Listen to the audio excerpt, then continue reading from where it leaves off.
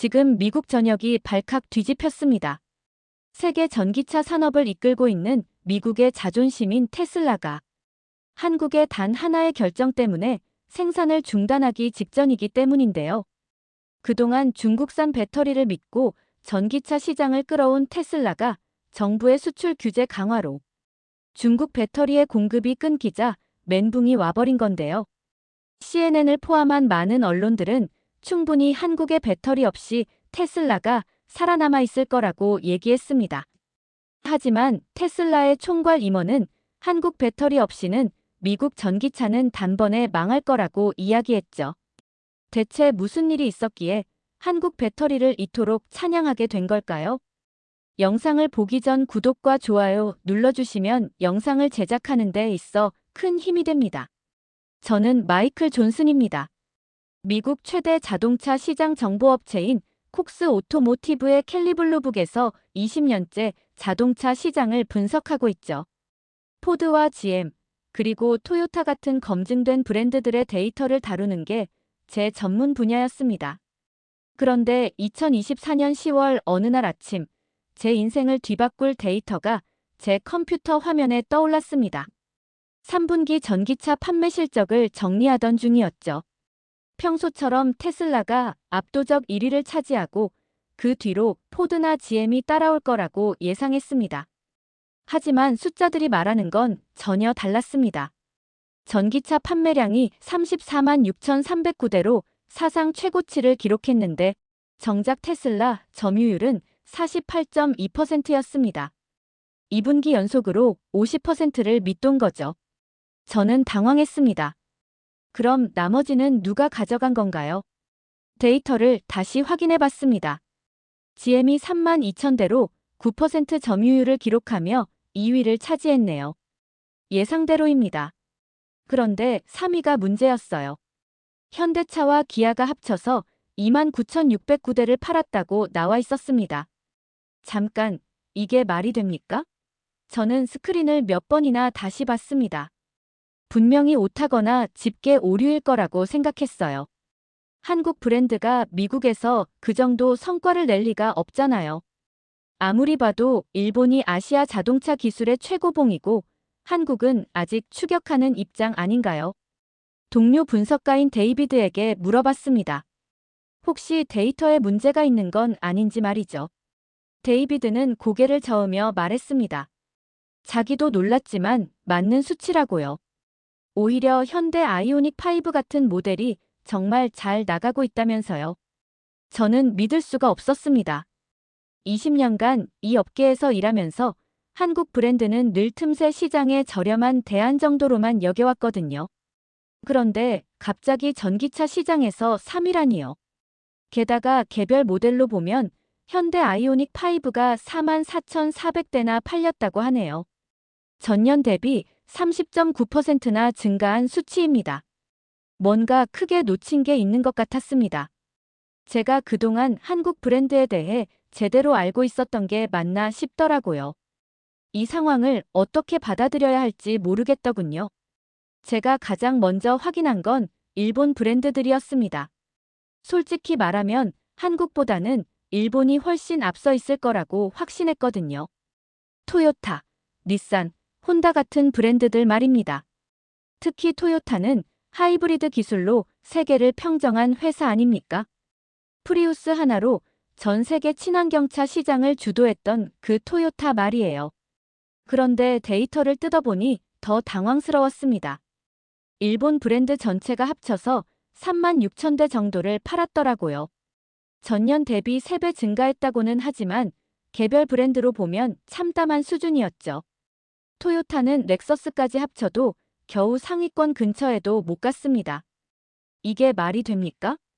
닛산이 1만 66대로 66% 증가했다고 하는데 이것도 현대 아이오닉 5 하나 모델보다 적은 수치예요. 저는 정말 이해가 안 갔습니다. 프리우스로 하이브리드 시대를 연 토요타가 전기차에서는 이렇게 뒤처져 있다니요. 혼다는 더 심각했어요. 프롤로그라는 전기차를 내놨는데 판매량이 미미했습니다. 동료들과 점심을 먹으면서 이 이야기를 꺼냈습니다. 마크가 말하더군요. 토요타는 아직도 수소차에 집착하고 있다면서요. 전기차 시장에 본격 뛰어든 게 너무 늦었다는 거죠. 사라도 거들었습니다. 일본 회사들이 너무 보수적이라고요. 새로운 기술 변화에 적응하는 속도가 느리다면서요. 그래도 저는 납득이 안 됐습니다. 일본이 기술 강국 아닙니까? 반도체, 전자제품에서 세계 최고 수준인데 전기차만 못한다는 게 말이 되나요? 분명히 뭔가 다른 이유가 있을 거라고 생각했어요. 아마 전략적으로 천천히 접근하고 있는 게 아닐까 싶었거든요. 회사로 돌아와서 일본 브랜드들의 전기차 라인업을 자세히 살펴봤습니다. 토요타 BZ4X, 닛산 아리아, 혼다 프롤로그 정도가 전부더라고요. 모델 수부터가 현대차나 기아에 비해 턱없이 부족했습니다.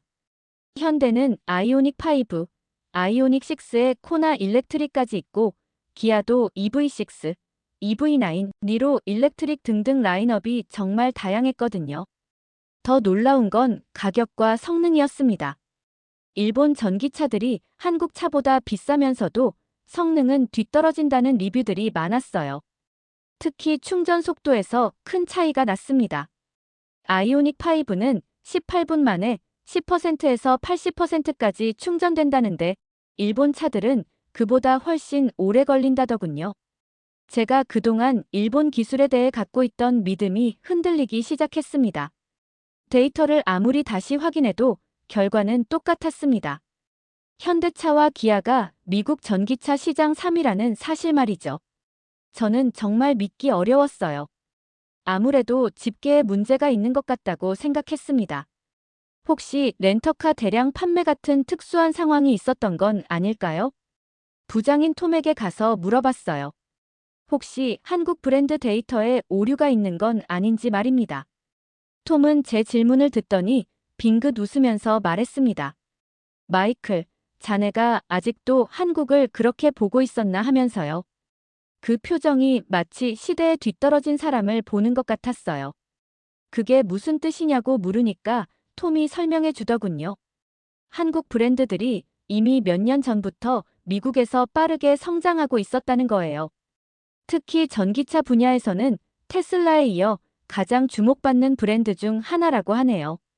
디자인도 혁신적이고 기술력도 뛰어나다면서요. 저는 고개를 저었습니다. 그래도 한국 차는 일본 차보다 한 단계 아래 아닌가요? 라고 물었죠. 톰이 한숨을 쉬며 말했습니다. 그건 10년 전 이야기라고요. 지금은 상황이 완전히 바뀌었다면서요. 오히려 전기차에서는 한국이 일본을 앞서고 있다고 하더라고요. 사무실로 돌아와서 동료 분석가들에게 물어봤습니다. 정말 한국 브랜드가 이렇게 잘 나가고 있었나요? 제니퍼가 당연하다는 듯이 대답했어요. 현대 아이오닉 5는 작년에 노스 아메리칸 유틸리티 비이클 오브 더 이어까지 받았다고 하네요. 미국에서 인정받은 거라면서요.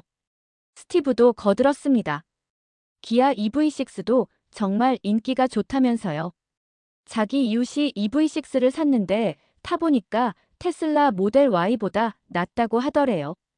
특히 실내 공간이 훨씬 넓고 마감재도 고급스럽다고 했답니다. 무엇보다 디자인이 젊고 세련됐다면서요. 저는 점점 혼란스러워졌습니다. 제가 그동안 뭘 놓치고 있었던 걸까요? 한국 브랜드에 대한 제 인식이 너무 구식이었나 봅니다. 아직도 80년대나 90년대 생각에 머물러 있었던 것 같아요.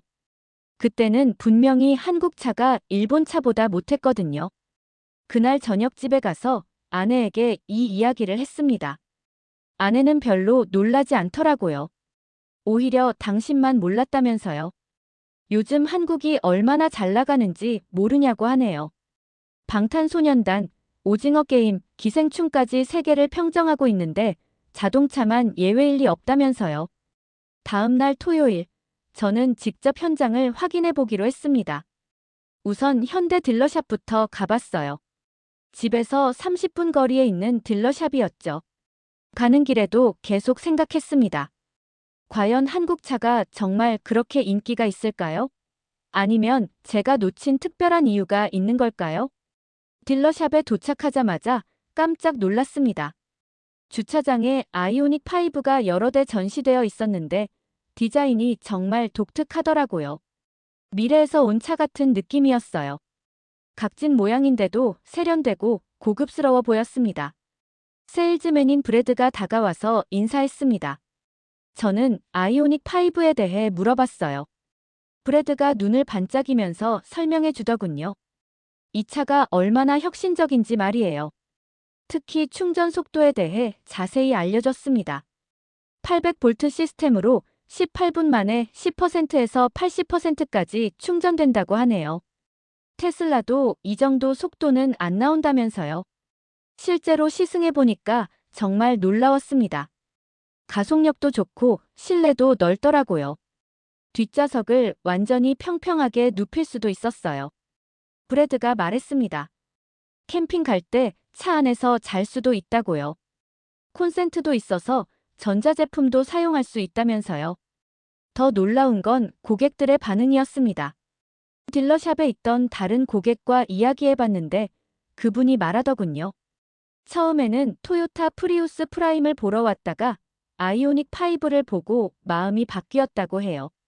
디자인도 훨씬 세련되고 기술도 앞서 있다면서요.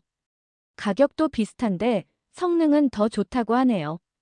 또 다른 고객은 테슬라 모델 Y와 비교해봤다가 아이오닉 5를 선택했다고 했어요. 가격도 저렴하고 애프터 서비스도 더 좋다는 거예요. 특히 현대 딜러샵이 테슬라보다 접근성이 좋다고 하네요. 고장나면 바로 가까운 딜러샵에서 수리받을 수 있다면서요. 기아 딜러샵도 가봤습니다. EV6를 보는 순간 또 한 번 놀랐어요. 스포티한 디자인이 정말 인상적이었거든요.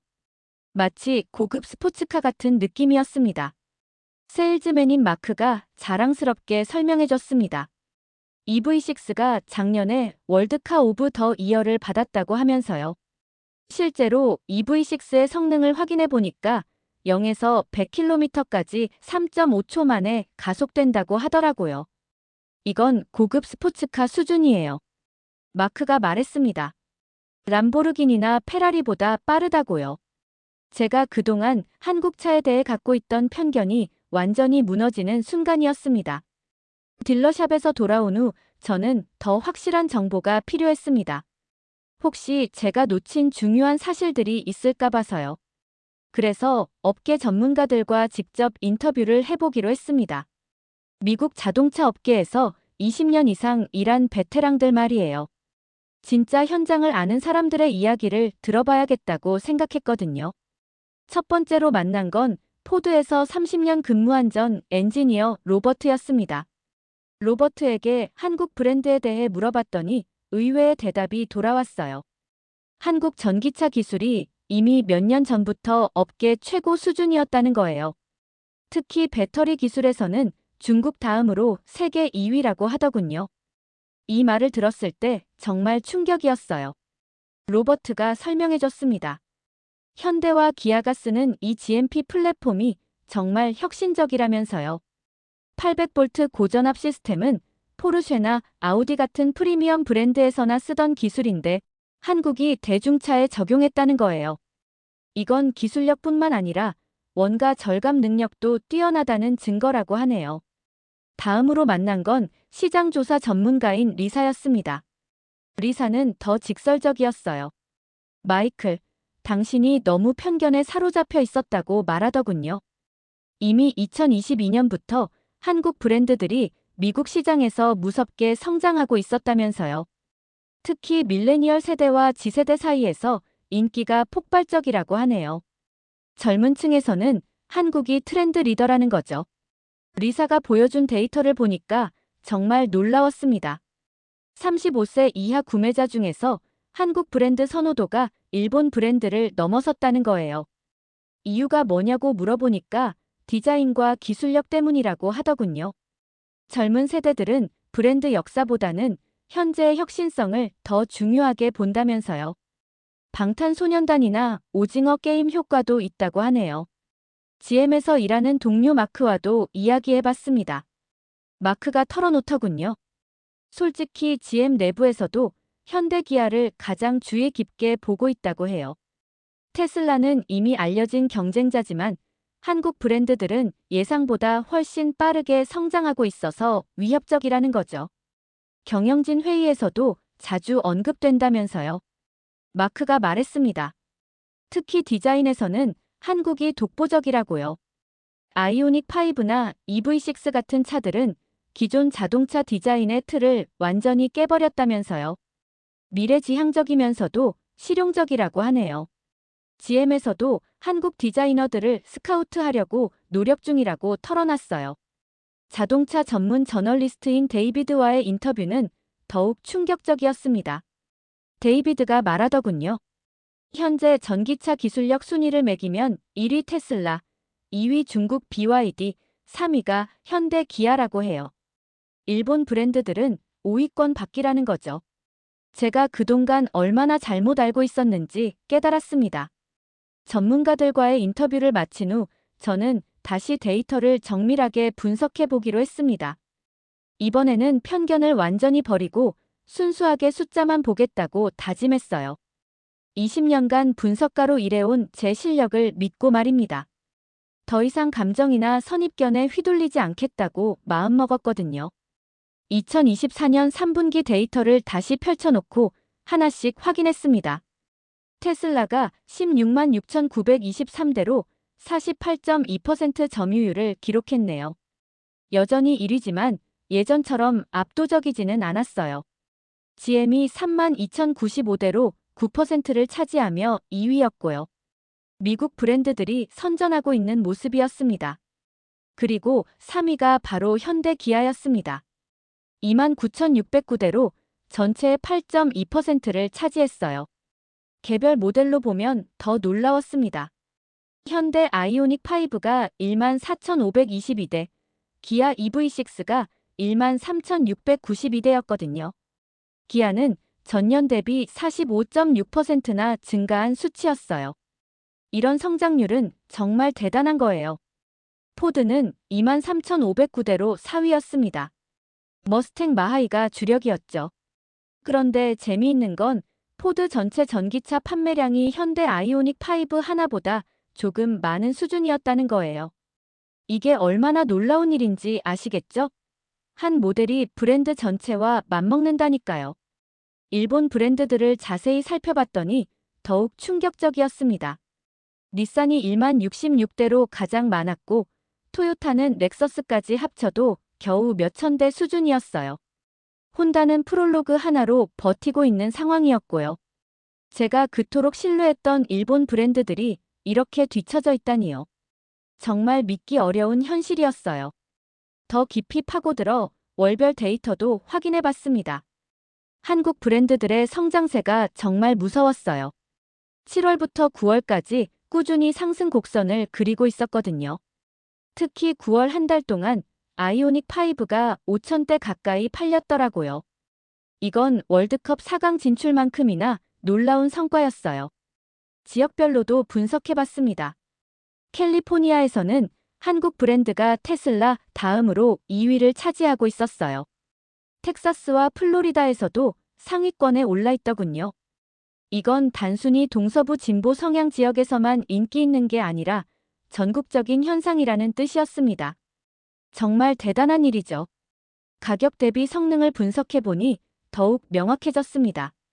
아이오닉 5는 45,000달러 선에서 350마일 주행거리와 초고속 충전 기능을 제공했어요. 비슷한 가격대의 다른 브랜드 전기차들보다 월등한 성능이었죠. EV6는 더 스포티한 성격으로 다른 포지션을 공략하고 있었고요. 제가 마침내 인정할 수밖에 없었습니다. 숫자는 거짓말하지 않으니까요. 한국 브랜드들이 미국 전기차 시장에서 확고한 3위 자리를 차지한 건 우연이 아니었어요. 뛰어난 기술력과 혁신적인 디자인, 그리고 합리적인 가격의 결과였습니다. 모든 분석을 마친 후 저는 중요한 결정을 내렸습니다. 2024년 3분기 전기차 시장 보고서에서 한국 브랜드의 성과를 정확하고 객관적으로 평가하겠다고 말이에요. 제 개인적인 편견 때문에 잘못된 분석을 할 수는 없었거든요. 분석가로서의 양심이 그것을 허락하지 않았어요. 보고서 작성에 들어가면서 고민이 많았습니다. 20년간 일본 브랜드를 높이 평가해왔던 제가 갑자기 한국 브랜드를 칭찬하면 동료들이 어떻게 생각할까요? 혹시 한국 회사에서 돈을 받았다고 오해하지 않을까요? 하지만 분석가로서의 양심과 데이터에 대한 책임감이 더 중요했어요.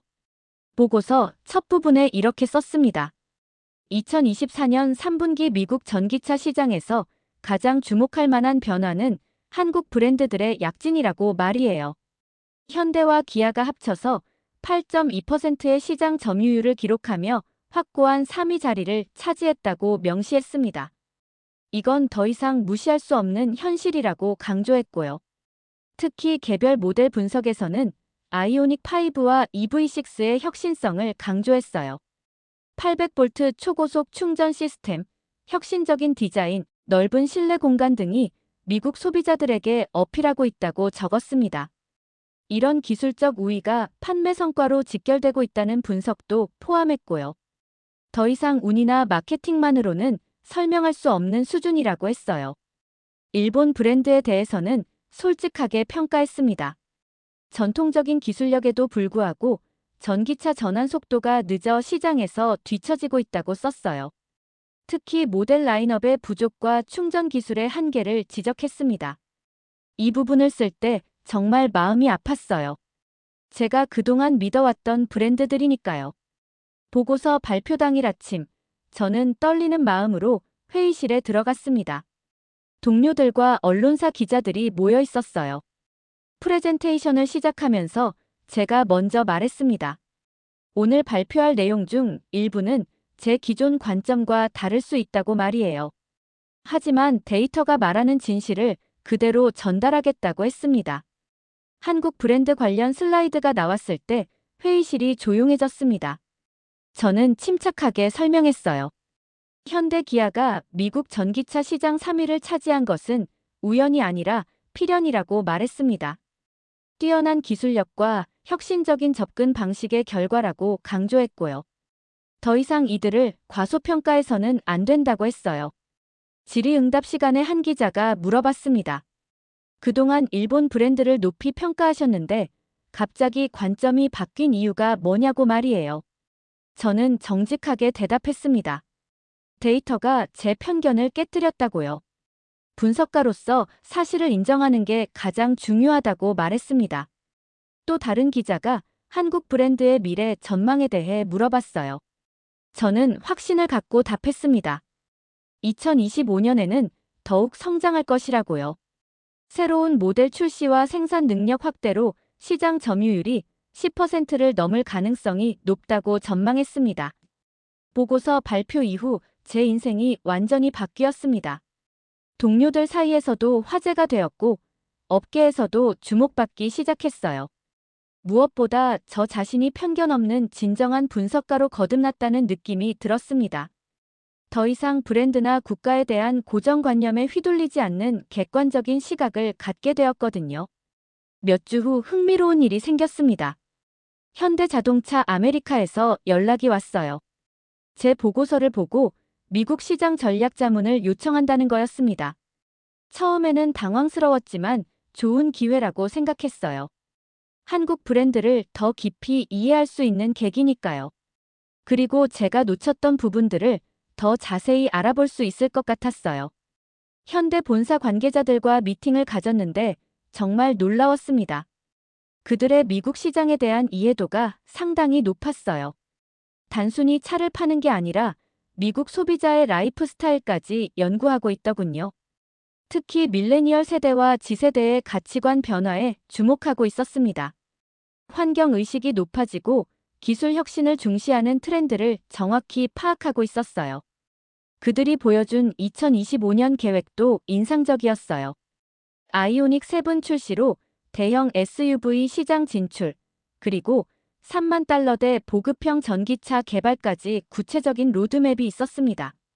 조지아주에 짓고 있는 전기차 전용 공장도 내년에 본격 가동된다고 하네요.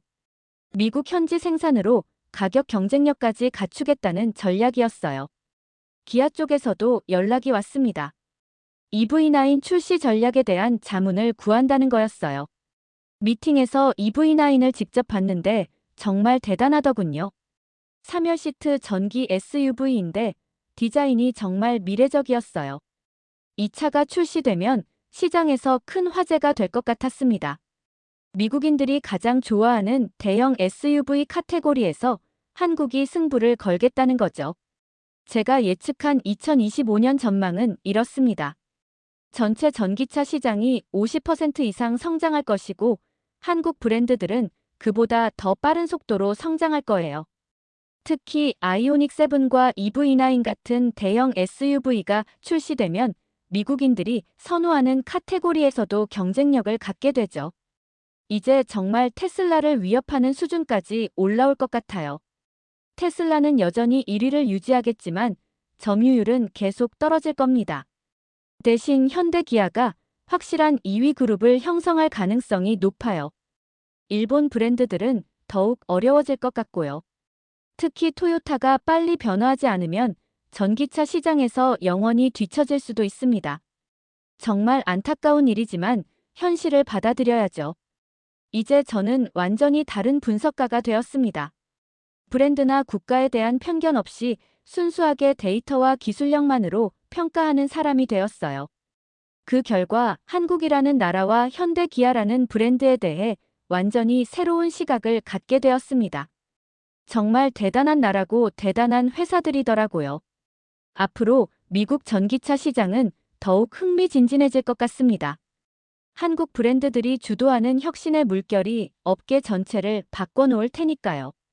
저는 이 변화의 증인이자 기록자가 된 것을 정말 자랑스럽게 생각합니다. 이번 사연은 여기까지입니다. 오늘 사연은 어떠셨나요? 오늘의 사연이 마음에 드셨다면 좋아요 한번 부탁드립니다. 여러분의 좋아요와 구독은 영상을 만드는데 큰 힘이 됩니다. 긴 영상 시청해 주셔서 감사합니다. 오늘도 행복이 넘치는 하루 되세요.